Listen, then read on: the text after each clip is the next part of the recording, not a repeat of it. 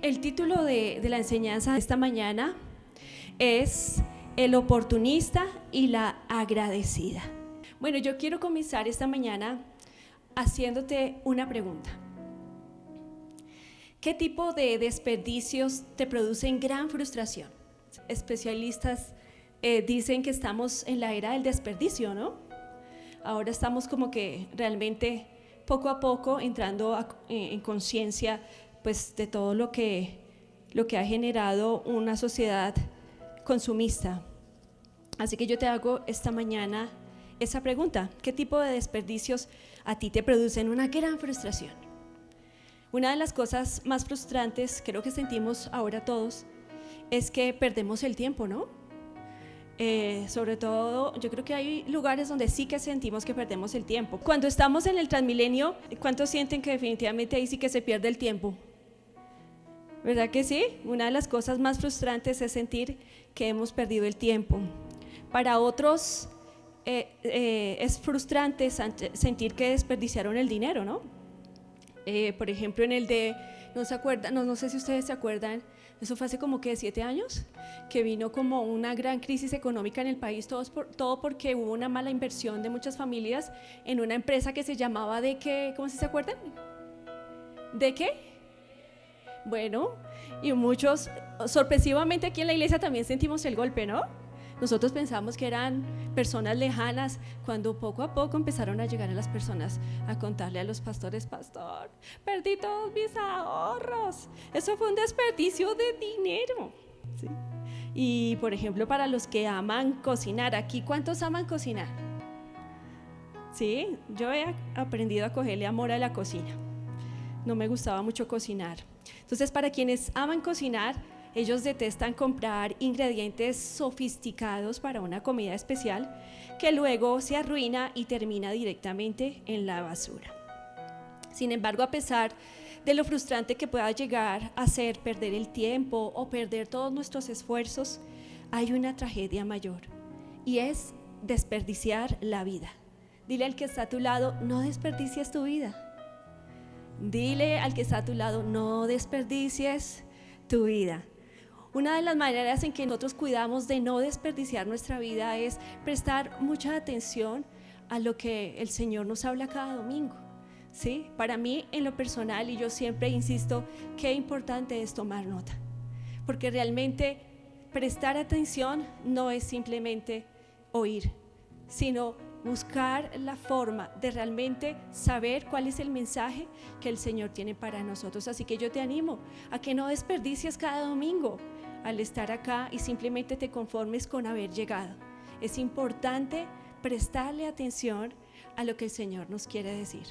En realidad es una tarea titánica la que logran los pastores para tener la voz de Dios. ¿Cuántos quieren una iglesia de Dios? Levante su mano. Usted viene aquí porque ¿qué tipo de iglesia quiere? Nosotros queremos una iglesia de Dios, ¿sí o no? ¿Tú oras por tu iglesia? Oras por tu iglesia, y cuando ves esas necesidades de tu iglesia, ¿qué haces? Para nosotros pues es muy fácil criticar, ¿no? La manera en que intentamos hacer algo es pues opinando y criticando. Nos pasa a todos, pero todos queremos una iglesia de Dios, pero para tener una iglesia de Dios no es suficiente uno solo. No es suficiente el pastor que todos los domingos y toda la semana entra en oración por tener una palabra de Dios para ti. Cada uno de nosotros hace la iglesia de Dios. Esas carencias que vemos es porque necesitamos manos y necesitamos corazones que quieran tener una iglesia de Dios. Y Jesús nos enseñó en la cruz: para tener una iglesia hay que llevar la cruz y seguirlo. Hay que morir para vivir. Así que les pido por favor que oren por su iglesia, que oren por Veraca. Necesitamos familias y corazones que podamos creerle a Dios. Y así como ustedes quieren una iglesia de Dios, pues nosotros oramos por ovejas de Dios. Ovejas que puedan apreciar los pastos verdes que continuamente el Señor trae a través de sus siervos. Así que una forma de no desperdiciar tu vida cada domingo es que puedas tomar atenta nota de la voz de Dios para ti. ¿Cuántos nos gusta escribir? A mí casi no, pero me forzó el trato de Dios a entender cuál era su voz para poder perseverar. No desperdicies tu vida. Muy bien, las comparaciones en muchas ocasiones son desagradables. Y díganmelo a mí que yo soy gemela. Yo tengo una hermana gemela, ¿sí sabían? ¿Quiénes no sabían? Yo tengo una hermana gemela. Ella a veces viene y me reemplaza y nadie se da cuenta. Pero acá, ¿sí? Gracias. Pues dígamelo a mí que yo crecí con las comparaciones, ¿sí? Cada vez que nos compraban ropa, entonces venía la comparación. A quién se le veía más bonita, a quién no se veía tan bonita, ¿cierto? Cuando íbamos a los entrenamientos de baloncesto, porque nos encanta el baloncesto, nos encanta el deporte, pues entonces venía la comparación. ¿Cuál de las dos hay que elegir? ¿Cierto? ¿A cuál de las dos vamos a darle oportunidad? Y me acordaba cuando mi mamá, pues en los útiles escolares a veces era un desperdicio comprar 2 veces el mismo libro, ¿sí? Por ejemplo, el de sociales, ¿sí? No sé si a alguien le pasó con su hermano. ¿A alguien le pasó?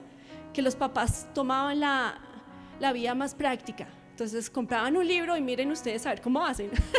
Entonces eso era tremendo porque cuando mi mamá nos escuchaba, no, qué pena y qué vergüenza tener que ir a golpearle a la puerta de la hermana gemela, qué pena interrumpir la clase para pedir el libro de sociales porque yo estaba en la clase de sociales. Entonces esas quejas llegaban a mi mamá y mi mamá tenía que analizar a cuál de las dos pues tenía que darnos la oportunidad de tener el libro, que eso significaba no pasar la vergüenza de ir a pedirlo. Así que yo sé que las comparaciones son desagradables, pero la Biblia tiene una gran cantidad de comparaciones y tienen un propósito. Tienen el propósito de enseñarnos por medio de lo que conocemos las verdades que debemos descubrir del reino de Dios. Así que la Biblia está llena de comparaciones edificantes, interesantes, y debemos prestar a esto atención. En esta enseñanza conoceremos más de cerca a 2 personas en la vida de Jesús, en la historia de Jesús. Una de ellas desperdició años de oportunidades y vivió una vida desperdiciada. La otra fue acusada de despilfarro. Su derroche extravagante fue un sabio reconocimiento de quién había sido lo más valioso para ella. Dentro de la lista de los apóstoles de Jesús encontramos a 2 Judas. No sé si usted se había dado cuenta, 2 Judas. Y uno de ellos, al que hoy nos referiremos, es Judas Iscariote. No sabemos mucho de Judas Iscariote antes de Jesús.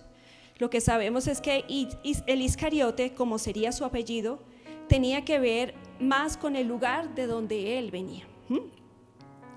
Pero sabemos mucho más acerca de Judas Iscariote por los 3 años que Judas caminó con Jesús. Lo conocemos por todas las experiencias que los discípulos tuvieron como grupo.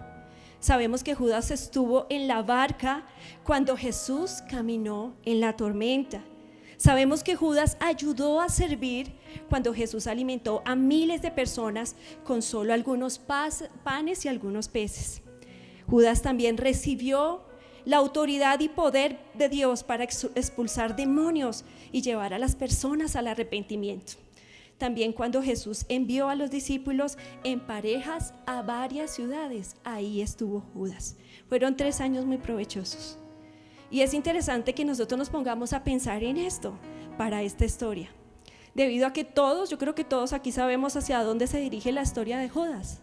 Y creo que nadie piensa en ponerle a su hijo Judas, ¿no? ¿O sí? Aunque sí hay Judas, ¿no? Pero es que hay un estereotipo frente a ese nombre, precisamente porque ya todos sabemos quién fue Judas en la historia de Jesús, ¿verdad? Así que es importante pensar en todo esto, porque es así que comenzamos a dimensionar, a darnos cuenta de que evidentemente es posible que una persona pueda llegar a tener dones extraordinarios, inclusive puede llegar a tener ministerio dentro de la iglesia, y sin embargo puede estar lejos de la gracia salvadora de Dios. Por eso es interesante hoy revisar a Judas. Yo te invito que juntos abramos la Biblia en Juan capítulo 12 y vamos entonces a ir al texto que hoy vamos a estudiar juntos. Juan capítulo 12, versículo 1 al 11 dice: 6 días antes de la Pascua llegó Jesús a Betania, donde vivía Lázaro, a quien Jesús había resucitado. Allí se dio una cena en honor de Jesús. ¿Cuál era el motivo de esa cena? Allí se dio una cena en honor a Jesús. Mira que a Jesús también lo invitaban a almorzar. Marta servía y Lázaro era uno de los que estaban a la mesa con él. María tomó entonces como medio litro de nardo puro, que era un perfume muy caro, y lo derramó sobre los pies de Jesús, secándolos luego con sus cabellos, y la casa se llenó de la fragancia del perfume. Judas Iscariote, que era uno de los discípulos y que más tarde lo traicionaría, objetó: ¿por qué no se vendió este perfume?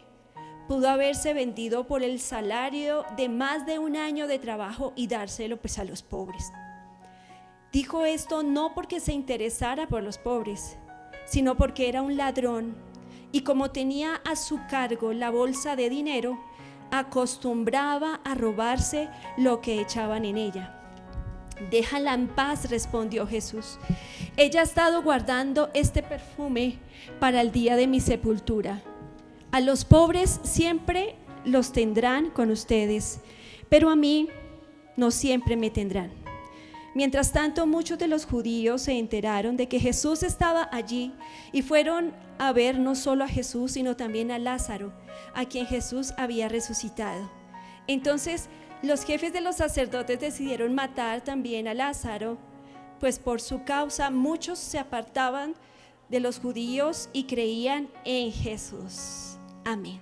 Entonces, Judas escuchó a Jesús contar también parábolas, como la del tesoro escondido en un campo, que cuando un hombre lo descubre, ¿qué hizo? Dice que se llenó de alegría, pero inmediatamente fue a vender todo lo que tenía para comprar ese tesoro.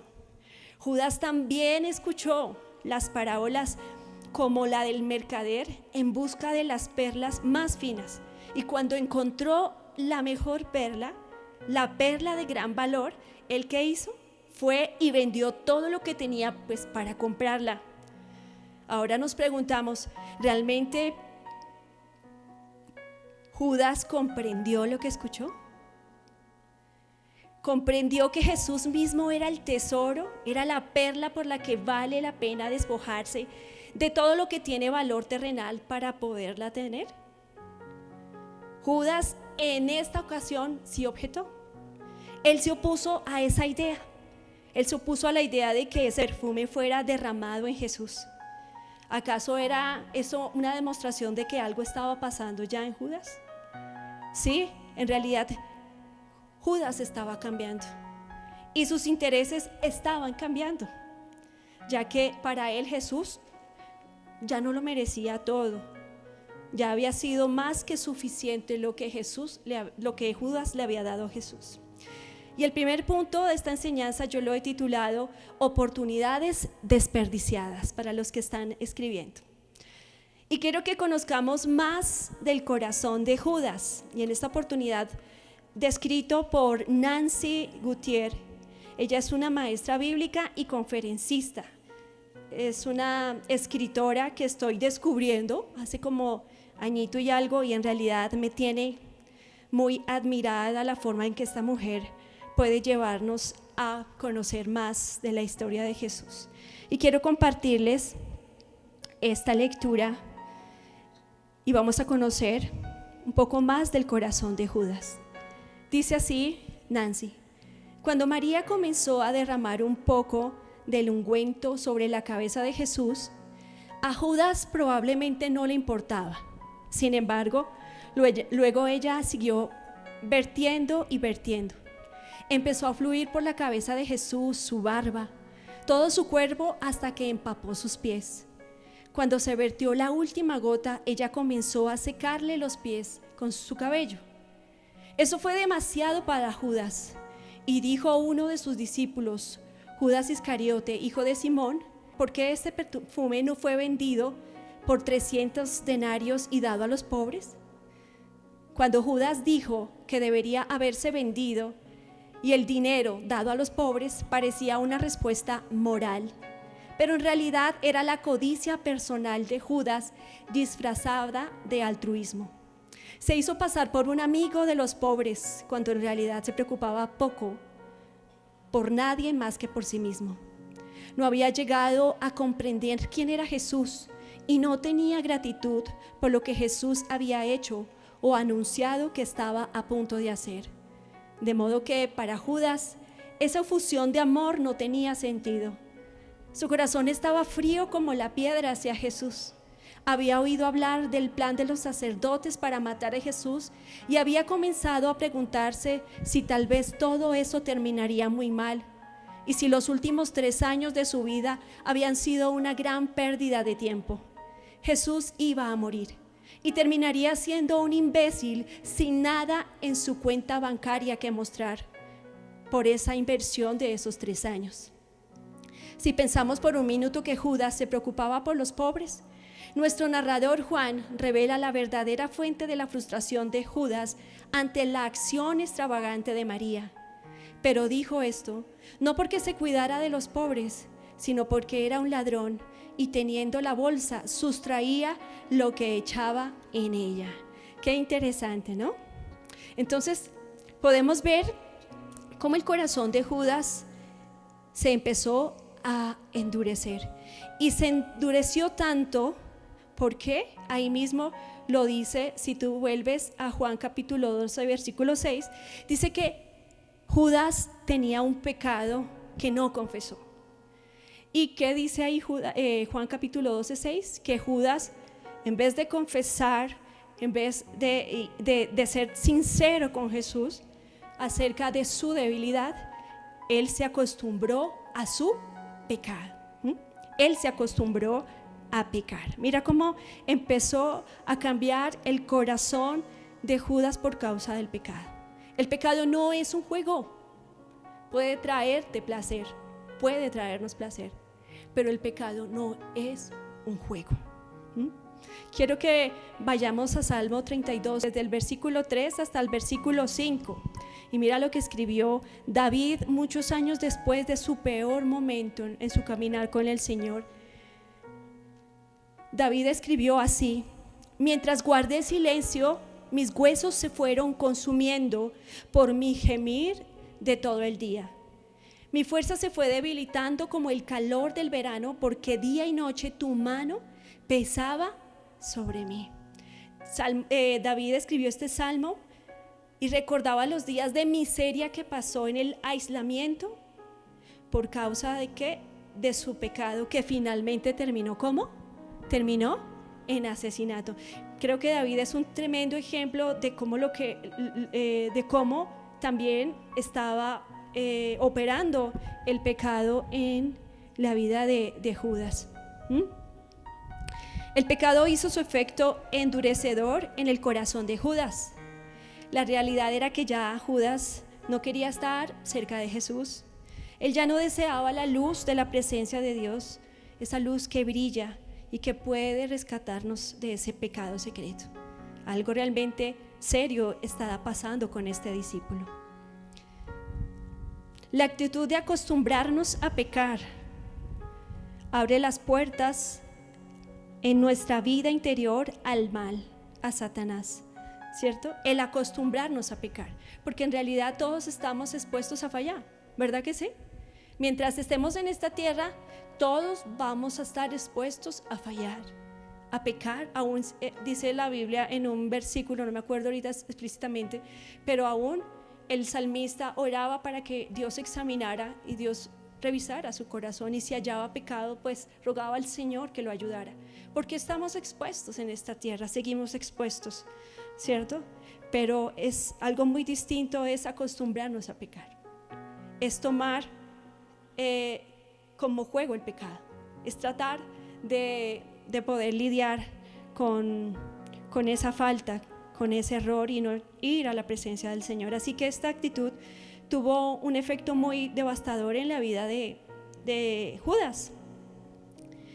Y notemos que esto que pasó en Judas no fue un ataque repentino a un discípulo devoto, sino que Judas se dio progresivamente a la maldad.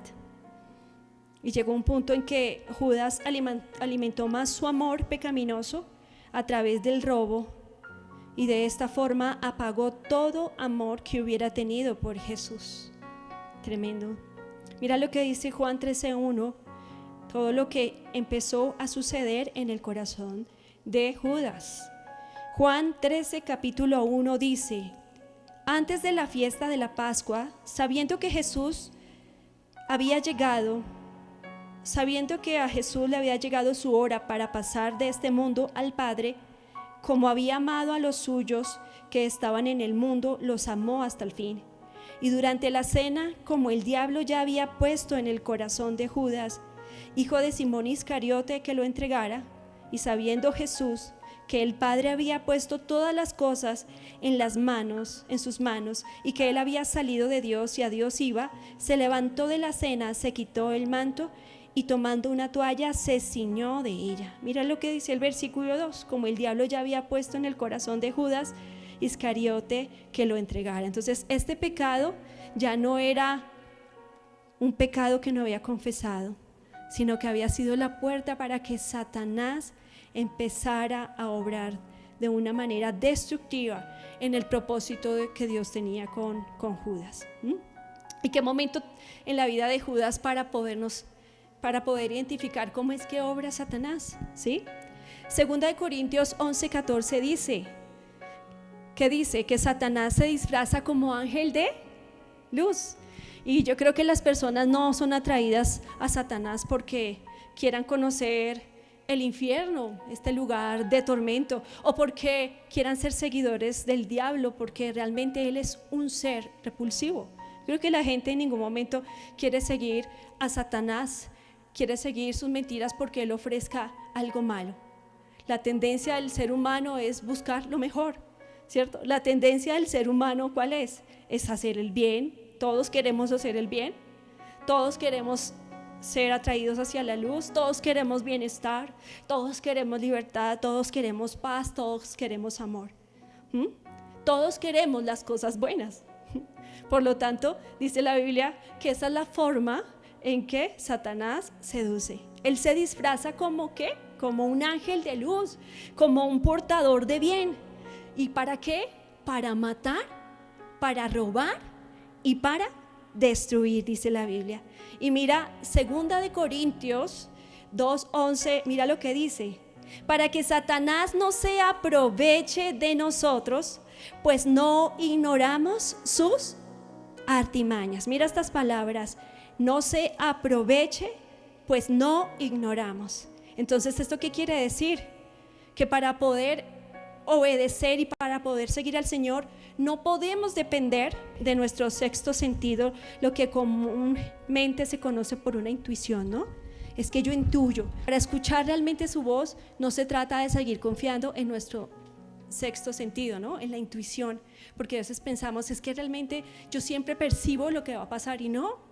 Eso es seguir pensando que no necesitamos de Dios para saber qué decisiones tomar, ¿no? Mira cómo la misma palabra nos dice de qué manera obra Satanás, y que no podemos ignorar cómo Satanás opera.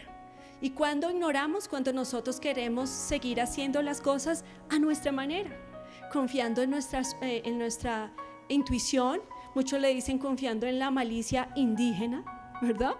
Muchos piensan es que por lo que yo he pasado, pero en realidad esto no nos va a librar de la obra de Satanás que viene detrás de cada uno de ustedes, de mi hogar, de mi casa, de mi vida, ¿sí?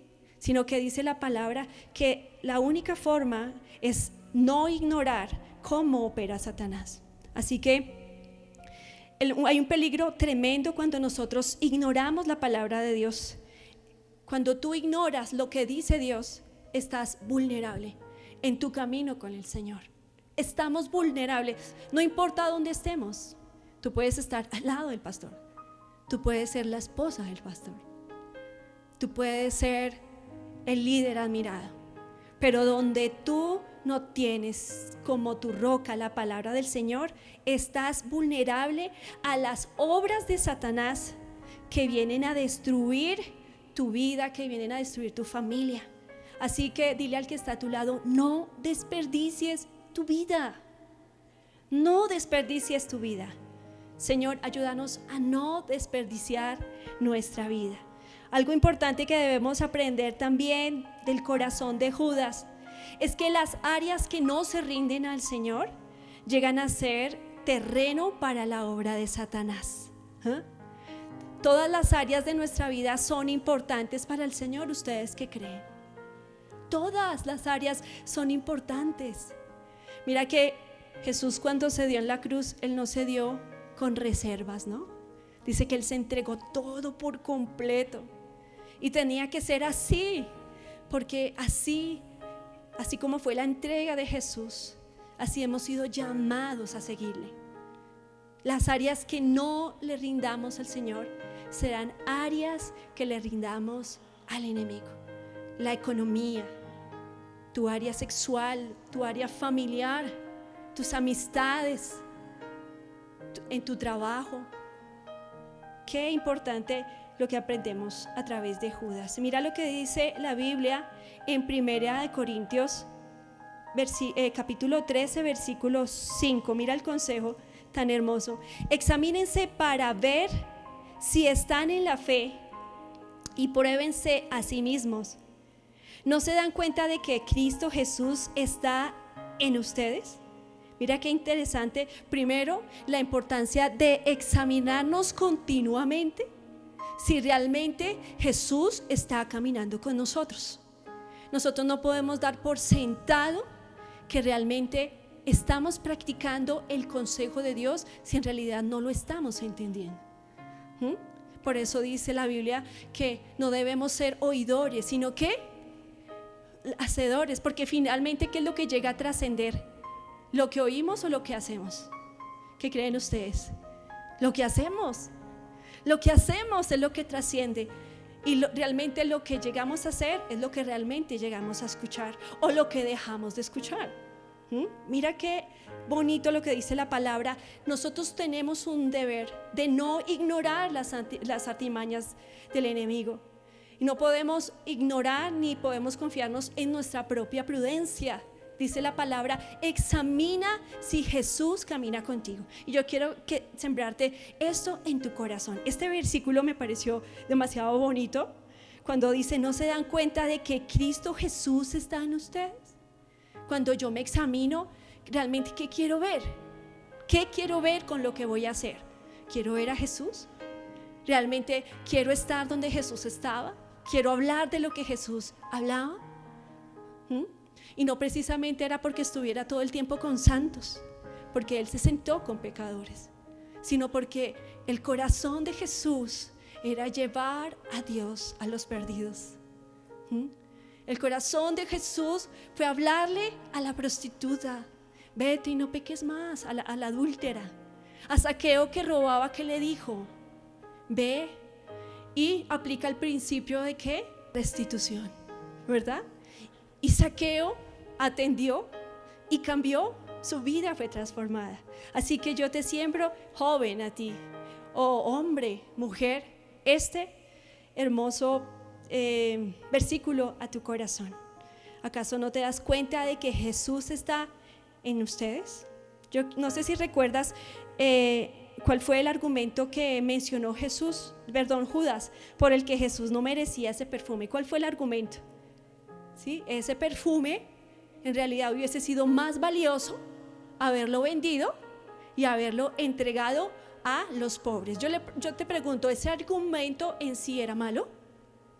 ¿Qué dicen ustedes? ¿Es malo atender de los pobres? No, eso es un principio bíblico al que tenemos que volcar nuestro corazón. Claro, ¿verdad? Porque lo dice la palabra. Ahí también quiere obrar Dios. Así que mira, presta atención el argumento que dijo Judas frente a ese momento tan importante. Era los pobres. Valía más en este momento los pobres, ¿sí? Y ahora yo te pregunto, ¿qué argumentos estás creyendo y son los que dirigen tus pensamientos y tus acciones. ¿Qué argumentos? Pueden tener una apariencia buena, pueden tener una apariencia justa.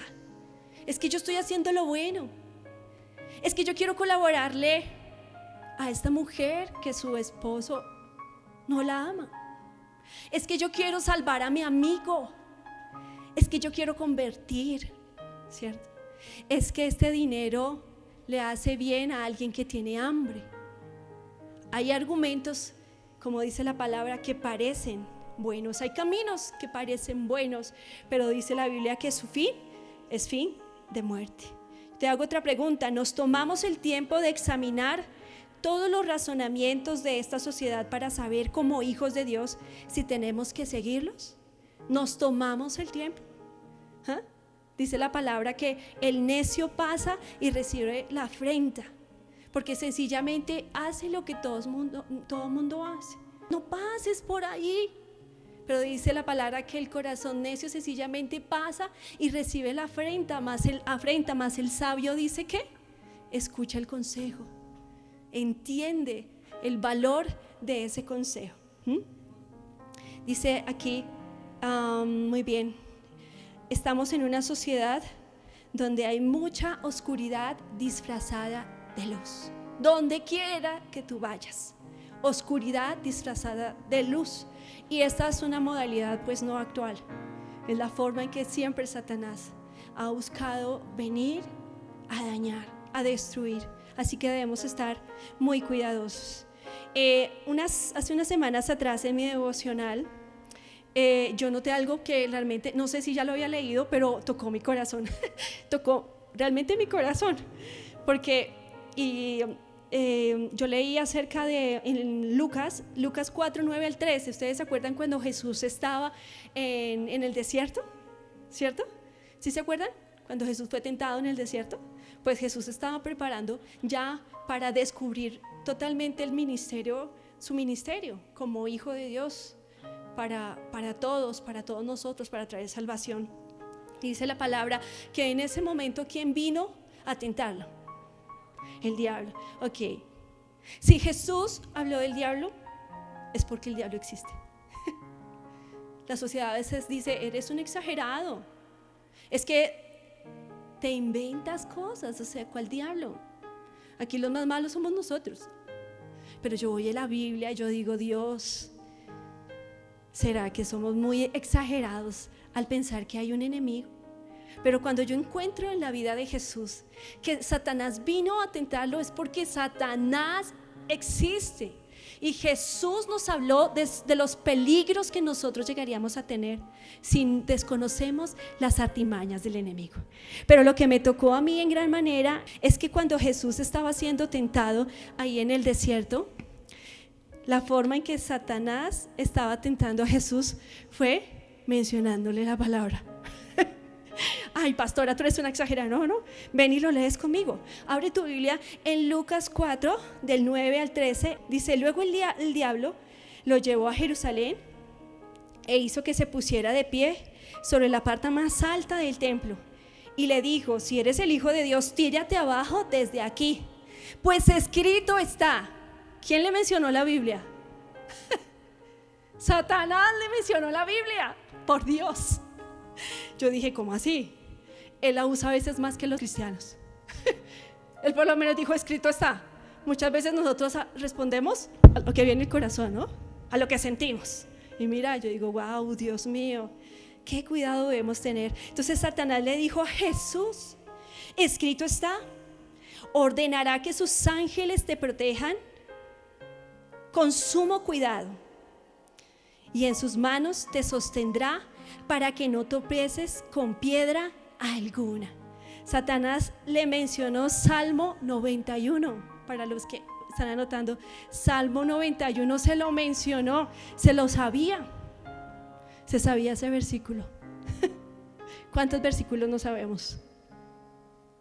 ¿Cuántos versículos son los que usamos cuando estamos en situaciones así? Pues Satanás parece que se sabe la Biblia por lo que está escrito. Así que Jesús le respondió, está dicho, No pongas a prueba al Señor tu Dios, respondió Jesús. Así que el diablo, habiendo agotado todo recurso de tentación, lo dejó hasta otra oportunidad. Yo te pregunto ahora, ¿qué tipo de mensajeros estás dejando que guíen tu relación con Dios? Jesús le respondió con la misma palabra. Satanás estaba tergiversando la Biblia. Él estaba buscando torcer la voluntad de Jesús para que lo hiciera a su manera. Claro que Dios va a enviar sus ángeles, pero otra cosa distinta es que tú uses la palabra y uses lo que encuentras en Dios para tu conveniencia, para torcerle la mano al Señor, para decir, no, Dios, mira que yo sé que la palabra dice esto y yo tengo buenas intenciones al hacerlo. Y no confías y no prestas atención, no te das el tiempo para decir, quiero escuchar la voz de Dios. Quiero entender si Dios me está pidiendo esto, si es lo que Dios quiere para mí. Al fin de cuentas, lo más importante es que agrademos a Dios. Si agradamos a Dios, si honramos a Dios, su presencia y su respaldo estará con nosotros. ¿Cuántos dicen amén? Así que no desperdiciemos las oportunidades de poder realmente escuchar al Señor. Ahora vemos con esto, con la tentación de Jesús, de que realmente aún nosotros, los que seguimos a Jesús, estamos expuestos a seguir mensajes equivocados. Cuando nosotros ignoramos la palabra de Dios, estamos expuestos. Una iglesia que no conoce los fundamentos de su fe está expuesta, está vulnerable. Esto es un llamado de atención enorme que nos hace el Señor a través de la vida de Judas. Mira lo que dice Mateo 24:10. En aquel tiempo muchos se apartarán de la fe, unos a otros se traicionarán y se odiarán, y surgirán un número de falsos profetas que engañarán a muchos. Habrá tanta maldad que el amor de muchos se enfriará. Pero el que se mantenga firme hasta el fin, este será salvo. Pero ¿cómo mantenernos firmes? Dice que aumentará el engaño, aún entre nosotros, si no conocemos realmente la voz de Dios, lo que quiere Dios, el propósito de Dios. Dice la palabra, cielos y tierra pasarán, pero su palabra no pasará. Tú puedes estar seguro de algo, y eso es lo que yo he descubierto a través de caminar con el Señor. Yo he tenido momentos serios de confusión. Yo he tenido serios momentos en que cuestiono mi fe. He cuestionado como Judas. ¿Ha valido la pena todo esto? ¿Ha valido la pena seguir? ¿Ha valido la pena todo lo que se ha hecho? Yo he tenido también esos momentos difíciles, pero hay algo seguro, es que la palabra de Dios siempre es la misma. Dios no cambia. Dice que Dios no tiene sombra de variación, y cuando me he sentido así, no me he podido mantener firme por todo lo que he vivido o por todo lo que he pasado, dejado de pasar. No, eso no me ha mantenido firme. Lo que me ha mantenido firme es volver nuevamente a encontrarme con el consejo de Dios, volver a descubrir el rostro de Dios a través de su palabra y decir, Señor, esto es lo que tú quieres, aunque yo no lo quiero. Esto es lo que tú me mandas a hacer, aunque no lo quiero hacer. Pues conociendo a la roca que es firme, y la roca es Cristo, la roca es Jesús. Mira lo que dice también la palabra en Oseas 4:6, cuando dice, por falta de conocimiento mi pueblo ha sido destruido. ¿Qué tipo de conocimiento? Experiencia, intelectualismo. No es que yo tengo maestría y no sé qué más cartones se han inventado, perdóneme, no estoy en eso muy actualizada, pero no se trataba de eso. Aquí dice en Oseas, mi pueblo se perdió por falta de conocimiento. ¿Qué tipo de conocimiento? Porque rechazaron el conocimiento de mi palabra. Se olvidaron de la ley de Dios, entonces yo también me olvidaré de ellos. El segundo punto que tengo hoy en la enseñanza se titula recursos desperdiciados, y quiero que en este punto conozcamos un poco más de la vida, del corazón de María de Betania, y quiero leerles un texto bien hermoso. Dice así: 6 días antes de la Pascua vino Jesús a Betania, donde estaba Lázaro, el que había estado muerto y a quien había resucitado de los muertos. Y le hicieron allí una cena. Marta servía y Lázaro era uno de los que estaban sentados a la mesa con él. En este relato Mateo nos informa que esa cena tuvo lugar en la casa de Simón el leproso. Imagínate estar sentada en la mesa con Simón, que ahora estaba vivo y que estaba sano. Lázaro había estado en la tumba poco tiempo antes, pero había resucitado y ahora estaba sentado a la mesa en una conversación animada con sus amigos. Jesús estaba compartiendo una comida con dos beneficiarios de su poder sanador y resucitador. Ellos ahora respiraban y estaban vivos. Mientras María se sentaba y escuchaba la risa y el amor alrededor de la mesa, debe haber estado esperando el momento adecuado para demostrar su profunda gratitud a Jesús por lo que había hecho por su familia. Él había llorado con ellos en su dolor y luego ordenó a su hermano que saliera de la tumba. Lázaro había salido de la tumba con vida. Lázaro había vuelto a casa. Jesús les dijo: yo soy la resurrección y la vida, y el que cree en mí, aunque esté muerto, vivirá. Y todo aquel que vive y cree en mí no morirá eternamente. ¿Crees esto? Y María lo creyó. Quería prodigar su gratitud de una manera tangible a la persona que no solo había devuelto a la vida a su hermano, sino que también había prometido que todos los que creyeran en él nunca morirían. María había estado guardando un frasco de ungüento muy especial, hecho de la raíz y la espiga de la planta de nardo que se cultivaba en la India. La pureza de este ungüento, combinada con la distancia que había recorrido y su cantidad limitada, hacían que fuera muy valioso, tal vez una reliquia familiar que nunca esperaban abrir, sino que se conservaría sellado como una herencia que entregarían a su familia. Y yo esta mañana quiero mostrarles el perfume más caro del mundo según los Guinness Records. Así que la imagen. Haciendo homenaje a la traducción de su nombre, Smug por todo lo alto, este perfume ocupa un espacio en el Guinness World Records por ser el más costoso del mundo y, según explicaron, está valorizado en $1.1 millones. Sin espacio a dudas, Smug es un perfume de lujo espectacular, íntegro, que reúne lo mejor del diseño y el arte sin dejar de lado el número de joyas que rodean el producto. Su creación llevó más de 3 años formularlo y se probaron 495 muestras antes de que el aroma se considerara perfecto, logrando un producto unisex cuyo efecto tiene una duración de hasta 12 horas, si es aplicado en la piel, y de cerca de 30 días en la ropa. Entre sus tonalidades destacan aromas frescos, dulces e intrigantes con notas de almizcle, sándalo, rosa turla, madera de agar, incienso y pachulí, una creación dirigida por la firma de fragancias de ultralujo The Spirit of Dubai by Nabil. Entre su extravagancia, este se encuentra ubicado nada más que en un pedestal, cuya altura se aproxima a los 2,40 metros, con un control por mando a distancia.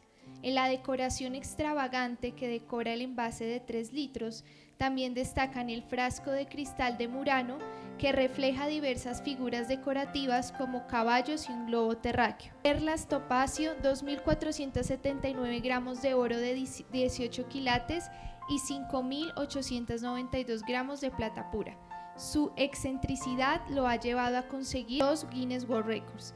El primero de ellos es debido a que es la botella de perfume con más diamantes en el mundo, mientras que el segundo fue otorgado por ser el primer envase de aerosol de perfume manejado por control remoto.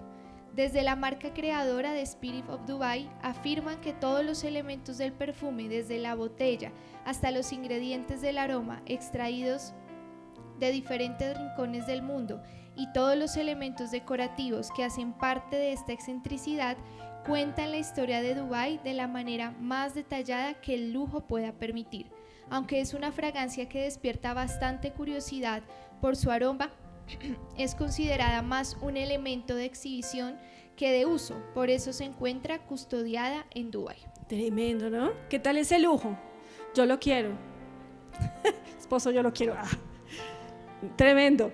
Entonces, mira, esto tiene que ver mucho con el tipo de perfume que estaba María presentando a Jesús, que derramó a los pies de Jesús. Ahí hay algo especial, y es que ese perfume que derramó María era de un costo elevado, ¿sí? El cálculo que se le hizo en el momento es que su valor mínimo era del costo de un año ahorrando el salario mínimo, o no sé tu salario, pero dice que un año. Así que realmente era un tremendo perfume, muy caro. Así que yo quiero resaltar de María, es que María mostró un amor extravagante por el Señor, y María descubrió en Jesús unas obras y una razón de existir realmente que hizo que Jesús mereciera eso y mucho más, desde su corazón, desde el centro de su familia. Algo muy lindo que descubrió María es que María y su familia recibieron el poder de la resurrección en su casa mucho antes de los discípulos, ¿no? Que eso es algo muy, muy hermoso. María ya tenía la evidencia en su casa del poder de resurrección. Aún Jesús no había muerto. Según lo menciona la Biblia, en la cena sucedió 6 días antes de la Pascua, o sea que faltaban 6 días para que Jesús realmente muriera en la cruz. Esto que pasó estaba muy, muy ligado con lo que iba a suceder. Y María había conocido lo que el mundo aún no había conocido, el poder de la resurrección. Qué asombroso. Yo decía, Dios, qué maravillosa esa escena, y también muy confrontante para mi corazón, porque dice la Biblia que María y su familia prepararon una cena en honor al Señor. Y yo decía, pues esos invitados, era una cena muy especial, ¿no?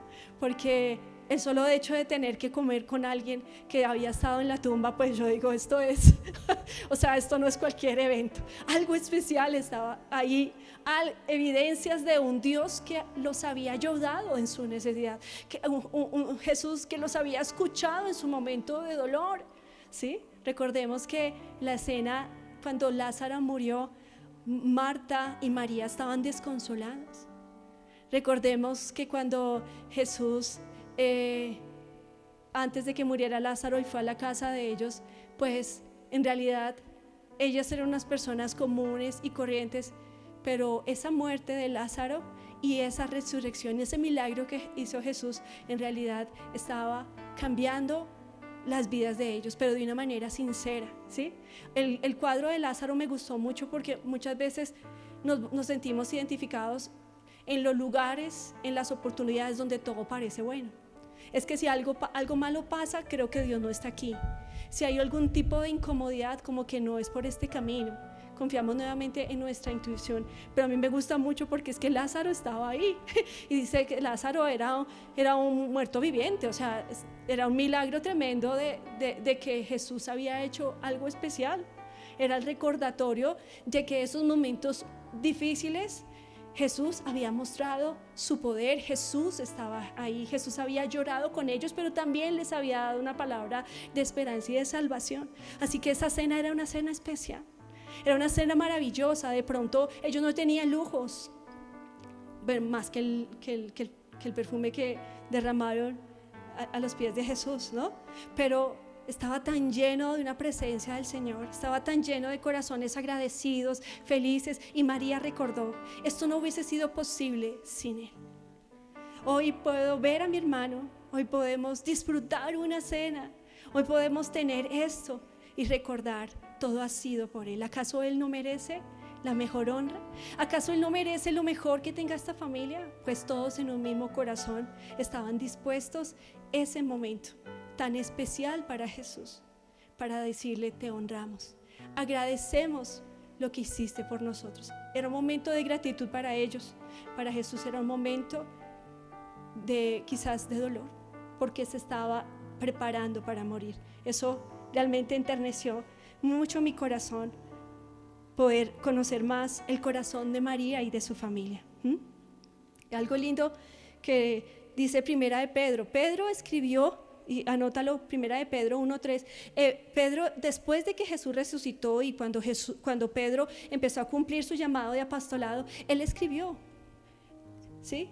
y escribió acerca de la resurrección, pero María lo vio antes, lo disfrutó antes y estaba preparada para acompañar a Jesús en su momento de dolor. Su corazón estaba para honrarlo, su corazón estaba para alentarlo. Oye, yo algo que aprendí hace unas semanas escuchando al pastor, la importancia de ver a Jesús no solamente en su parte divina, sino también en su parte humana.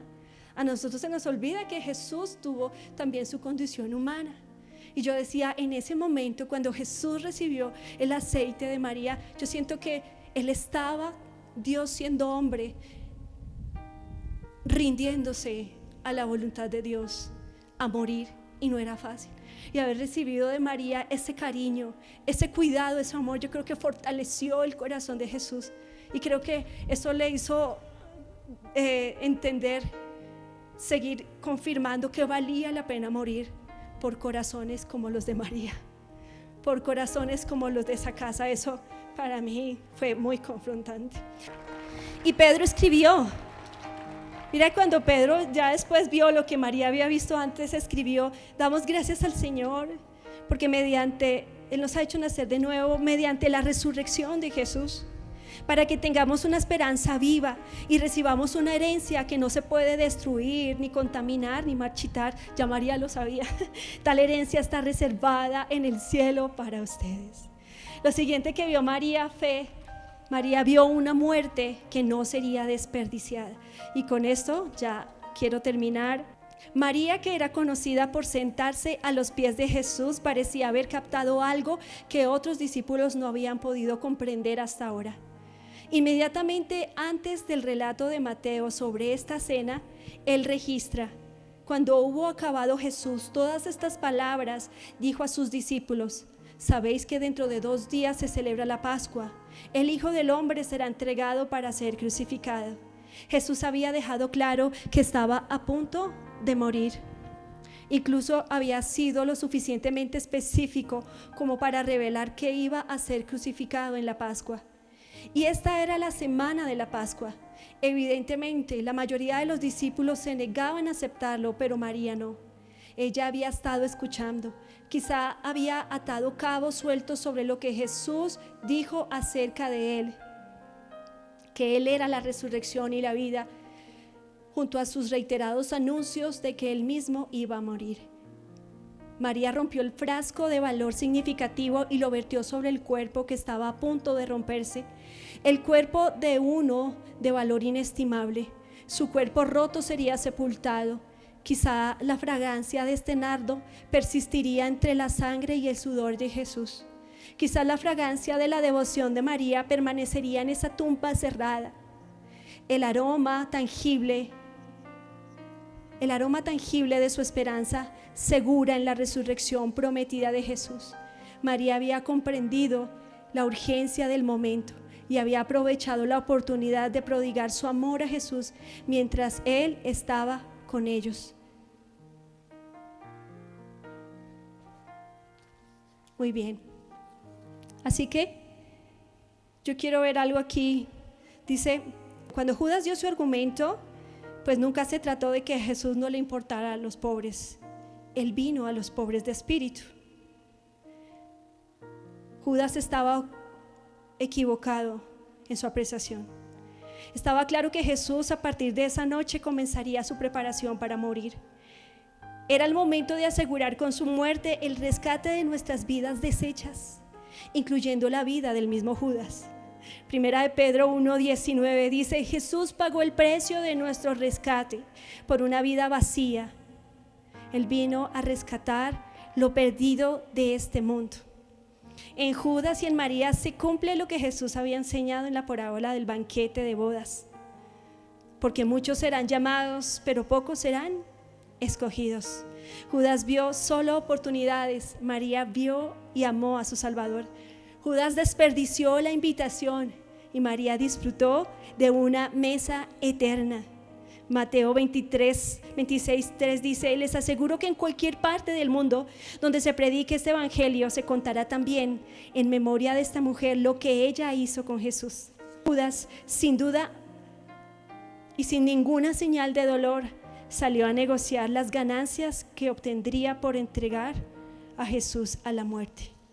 Muchos serán llamados y pocos serán escogidos. Ahora yo te pregunto, ¿con qué personaje te identificas?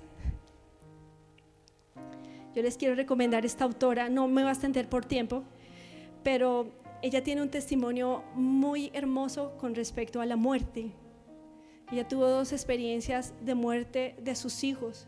Tuvo que enterrar a un hijo y luego enterrar a una hija. Y en medio de su proceso de dolor, ella se preguntaba por qué Dios le estaba permitiendo vivir esa escena tan cruel. Porque la lógica de la vida es que los hijos entierren a sus padres. Ella quería tener sus hijos, quería tener una familia, pero el diagnóstico de los médicos fue terrible. Le dijeron tú, porque a ella se le murió el primer hijo por un síndrome que desarrolló. Y los doctores le dijeron,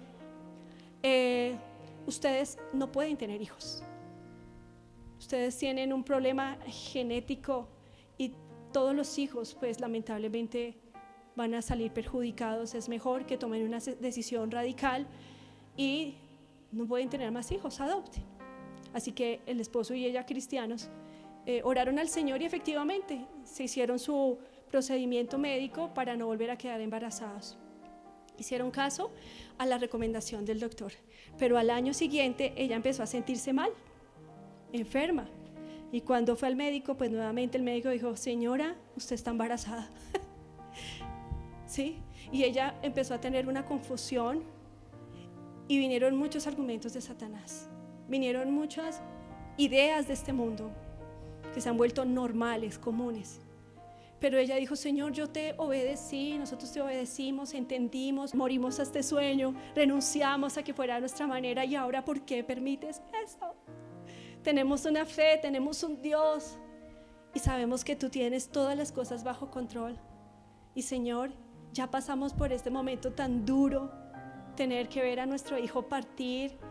No lo disfrutamos porque ella dice que el primer bebé les duró como 8 meses y ellos no disfrutaron ese bebé porque ellos tenían que seguir muy cuidadosamente los cuidados del doctor para que el niño pues no sufriera, porque finalmente debía morir. Así que eso fue un tiempo de dolor, 8 meses de ver tanta ternura, pero ver esa imagen tan fría, ¿no? De decir algo tan tierno tiene que morir, no sé, yo me pongo en ese papel, yo digo, tremendo.